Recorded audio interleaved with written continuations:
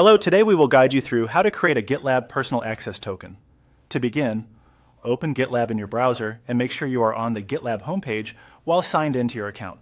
A personal access token is commonly used when you need GitLab access for integrations, scripts, or authentication in place of a password, so this process is useful to know.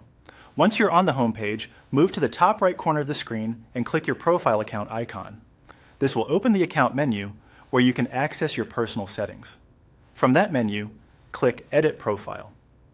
This takes you into your user settings area, where GitLab lets you manage account details, preferences, and security-related options. Inside the settings page, look for the Access section and click it. This area contains options related to signing in and account permissions. Next, click Personal Access Tokens. You'll now be on the page where tokens can be created and managed. If you've used tokens before, you may also see existing entries listed here, along with details like status or expiration. On this page, click Generate Token to start creating a new one. GitLab will then show you token creation options. From there, choose Legacy Token if that is the option required for your setup or workflow. Now you'll be asked to enter a token name. Type in a simple descriptive name that helps you recognize what the token will be used for later. For example, you might label it based on the app, script, or device where it will be used.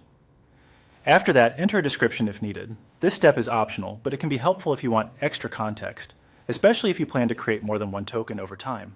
Next, select the scopes for the token. Scopes define what the token is allowed to do, so choose only the permissions you actually need. This is a good security habit and helps limit access appropriately. Once everything looks correct, click Generate Token.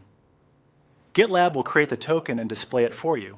Be sure to save it in a secure place right away, because in many cases you won't be able to view the full token again after leaving the page.